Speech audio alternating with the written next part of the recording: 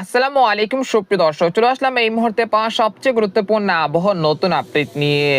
আজ 31শে জানুয়ারি শনিবার 2026 আবারও দেশের মধ্যে শক্তিশালী হতে চলেছে ঘন কুয়াশা বেল্ট।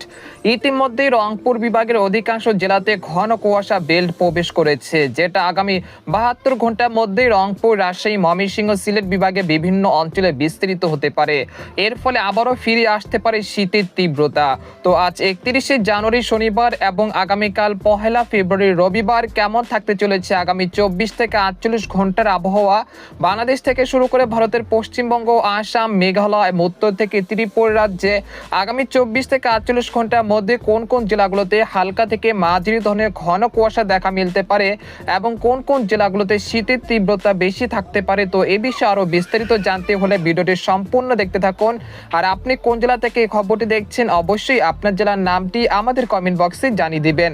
আর সবার আগে সবার প্রথম সঠিক আবহাওয়ার খবর জানতে আমাদের চ্যানেলটিকে সাবস্ক্রাইব করে রাখুন। এবার জেনে নেওয়া যাক এক নজরে।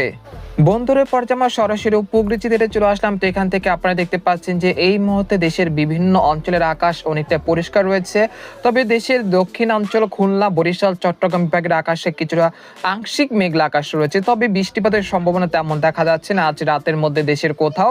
এছাড়া আজ রাতে রংপুর, রাজশাহী, ময়মনসিংহ বিভাগের সর্বনিম্ন তাপমাত্রা সর্বোচ্চ 2 ডিগ্রি সেলসিয়াস পর্যন্ত কমে যেতে পারে। এর ফলে পঞ্চগড়, ঠাকুরগাঁও, দিনাজপুর, কুড়িগ্রাম, গাইবান্ধা, বগুড়া, মহাদেবপুর, রাজশাহী, সিংড়া, পাবনা এই অঞ্চলে কোথাও কোথাও শীতের তীব্রতা কিছুটা বৃদ্ধি পাওয়ার আশঙ্কা রয়েছে।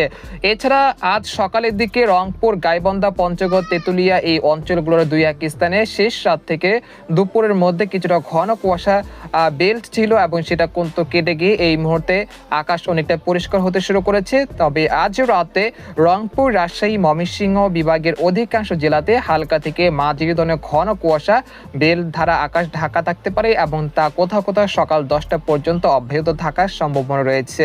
এছাড়া ভারতের পশ্চিমবঙ্গের কলকাতা, খড়গপুর, পূর্ব পশ্চিম মেদিনীপুর, উত্তর দক্ষিণ 24 পরগনা, ঝাড়খণ্ড, মুর্শিদাবাদ, কৃষ্ণনগর, বর্ধমান এইসব জেলার আকাশ অনেকটা পরিষ্কার রয়েছে, তবে কিছু কিছু জেলাতে আকাশ কিছুটা আংশিক মেঘলা রয়েছে, তবে এই মেঘ থেকে কোনো রকম বৃষ্টিপাতের সম্ভাবনা দেখা যাচ্ছে না। এছাড়া আপাতত বঙ্গোপসাগর স্বাভাবিক রয়েছে, কোনো নিম্নচাপ, কোনো ঘূর্ণিঝড়ের আশঙ্কা তেমন দেখা যাচ্ছে না আগামী 10 দিনের মধ্যে। তাই যারা মৎস্যজীবীরা রয়েছেন তারা সমুদ্রে যেতে পারেন, কোনো সমস্যা নেই ইনশাল্লাহ। এছাড়া ভারতের বিহার রাজ্যে কিছুটা ঘন কুয়াশা বেল সৃষ্টি হচ্ছে, সেটা পরবর্তীতে আগামী 72 ঘন্টার মধ্যে বাংলাদেশের রংপুর, রাজশাহী, ময়মনসিংহ, ঢাকা বিভাগ কিছু কিছু জেলার আকাশে ঘন কুয়াশা বৃদ্ধি পাওয়ার আশঙ্কা রয়েছে আগামী 72 ঘন্টার মধ্যে, সেটা আপনাদেরকে জানাচ্ছি। তো আমরা সরাসরি ইউরোপিয়ান যে মেঘমালার আপডেট রয়েছে সেখান থেকে 31শে জানুয়ারি শনিবার ভোর সকাল 6টার দিকে চলে আসলাম। আসার পর দেখতে পাচ্ছি যে এখানে রংপুর বিভাগে 2-1 স্থানের আকাশ হালকা থেকে মাঝারি ধরনের ঘন কুয়াশা ঢাকা থাকতে পারে সকালের দিকে। তাছাড়া রাজশাহী, সিংড়া, সিরাজগঞ্জ, পাবনা, নাগারপুর, কাপাসিয়া, কিশোরগঞ্জ, ঢাকা, ফরিদপুর, মাদারীপুর, যশোর, লোহাগাড়া, শালকোপা, মেহেরপুর, চুয়াডাঙ্গা এই অঞ্চলের আকাশ অনেকটা পরিষ্কার থাকতে পারে। এছাড়া খুলনা, বরিশাল, চট্টগ্রাম বিভাগের আকাশও অনেকটা পরিষ্কার থাকতে পারে ইনশাল্লাহ।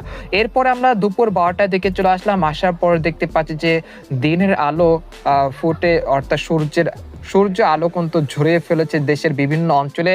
একই সঙ্গে শীতের যে তীব্রতা ছিল সকালে দিকে সে শীত কেটে গিয়ে দুপুর 12টার দিকে কিন্তু আবহাওয়া পরিস্থিতি স্বাভাবিক হতে শুরু করেছে, অর্থাৎ দেশের 8 বিভাগের 64 জেলার আকাশ অনেকটা পরিষ্কার থাকতে পারে। সেরকম ঘন কুয়াশা এবং তীব্র শীতের উপস্থিতি কিন্তু খুবই কম থাকতে পারে।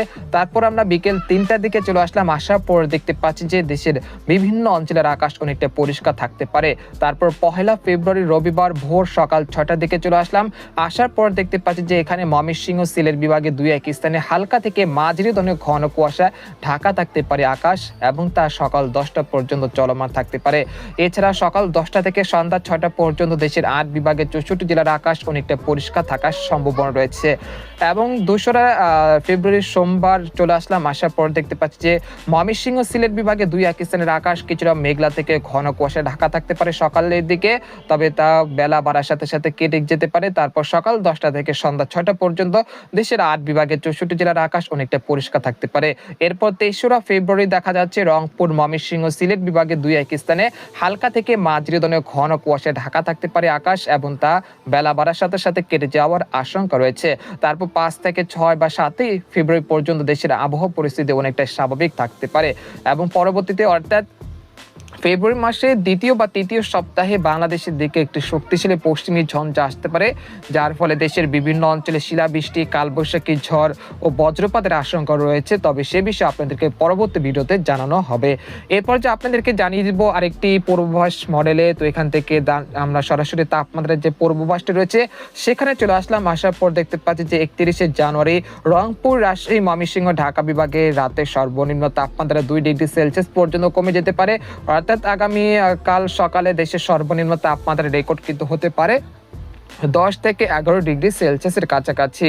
তারপর 2রা বা 3রা ফেব্রুয়ারি পর থেকে আবারও দেশের তাপমাত্রা পুনরায় বৃদ্ধি পাওয়ার আশঙ্কা রয়েছে এবং সে বিষয় আপনাদেরকে পরবর্তী ভিডিওতে জানানো হবে। তো আজকে খবর এখানে শেষ করতে চাচ্ছি।